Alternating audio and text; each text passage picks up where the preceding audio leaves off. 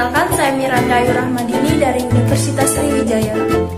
Saya Mira Rahmawati dari Universitas Sriwijaya. Saya Anggi Septiani dari Universitas Sriwijaya. Tujuan pembelajaran, mahasiswa mampu menggambarkan replikasi DNA. Prosedur proyek 1. Carilah dan pahami materi tentang DNA sebagai materi genetik. 2. Carilah dan pahami materi tentang replikasi DNA.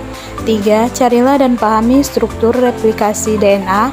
4. Edit video yang didapat dengan semenarik mungkin. Dasar teori. Replikasi DNA adalah proses penggandaan rantai ganda DNA. Pada sel, replikasi DNA terjadi sebelum pembelahan sel. Prokariota terus-menerus melakukan replikasi DNA. Pada eukariota, waktu terjadinya replikasi DNA sangatlah diatur, yaitu pada fase S siklus sel sebelum mitosis atau meiosis L. Replikasi DNA. Mula-mula, helik ganda DNA dibuka menjadi dua untai tunggal oleh enzim helikase dengan bantuan topoisomerase yang mengurangi tegangan untai DNA. Untaian DNA tunggal dilekati oleh protein-protein pengikat untaian tunggal untuk mencegahnya membentuk helik ganda kembali. Primase membentuk oligonukleotida RNA yang disebut primer, dan molekul DNA polimerase melekat pada seuntai tunggal DNA dan bergerak sepanjang untai tersebut, memperpanjang primer, membentuk untaian tunggal DNA baru yang disebut leading start dan lagging start.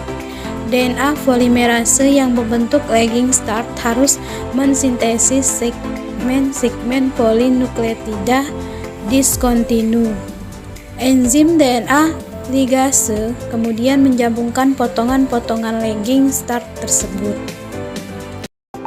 Bukti lain bahwa DNA merupakan materi genetik dapat dipelajari dari bakteriofag atau faga, yaitu virus yang menginfeksi bakteri. Komponen virus terdiri dari DNA atau RNA pada virus tertentu dan protein yang menghubunginya. Untuk memperbanyak diri, virus harus menginfeksi sel dan mengambil alih perangkat metabolisme sel tersebut. Bakteriofag artinya pemakan bakteri. Selanjutnya, model semi-konservatif, yaitu dua rantai DNA lama terpisah dan rantai baru disintesis dengan prinsip komplementasi pada masing-masing rantai DNA lama. Akhirnya dihasilkan dua rantai DNA baru yang masing-masing mengandung satu rantai cetakan molekul DNA lama dan satu rantai baru hasil sintesis. Arah secara singkatnya, DNA induk menjadi dua buah rantai, masing-masing rantai membentuk DNA baru.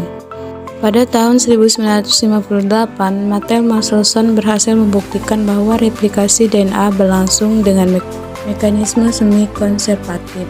Model semi-konservatif menggambarkan bahwa untaian molekul DNA anak kan terdiri dari pasangan untaian DNA induk dan DNA anakan.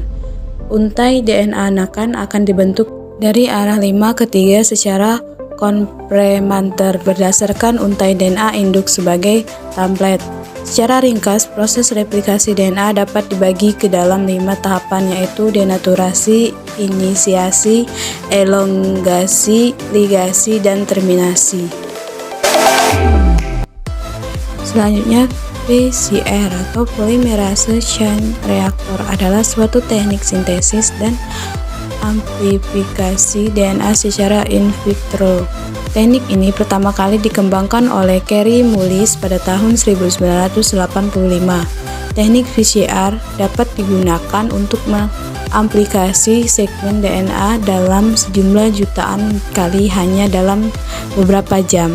Dengan ditemukannya teknik PCR, di samping juga teknik-teknik lain seperti sequencing DNA telah merevolusi bidang sains dan teknologi, khususnya di bidang diagnosa penyakit genetik, kedokteran forensik, dan evolusi molekuler.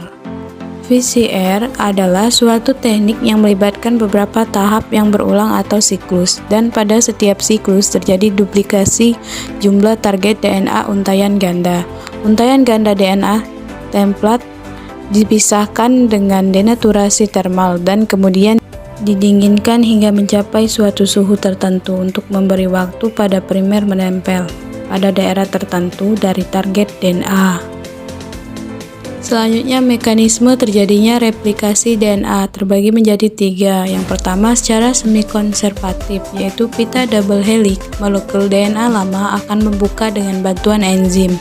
Lalu pada masing-masing pita DNA lama terbentuklah pita DNA yang baru. Yang kedua, secara konservatif, yaitu molekul dari DNA yang lama tetap atau tidak membuka, lalu di samping setiap molekul DNA lama dibentuklah molekul DNA yang baru. Yang ketiga, secara dispersif, yaitu molekul DNA terputus menjadi beberapa bagian. Kemudian pada setiap potongan tersebut dibentuknya DNA yang baru. Selanjutnya, kesimpulan. Materi genetik adalah material atau substansi yang menyimpan informasi genetik dari suatu organisme hidup. Bahan ini diwariskan secara generatif dari suatu individu ke individu lain. Pada tahun 1958, Matthew Michelson berhasil membuktikan bahwa replikasi DNA berlangsung dengan mekanisme semi-konservatif. Teknik VCR dapat digunakan untuk mengaplikasi segmen DNA dalam sejumlah jutaan kali hanya dalam beberapa jam. Replikasi DNA adalah proses penggandaan rantai ganda DNA.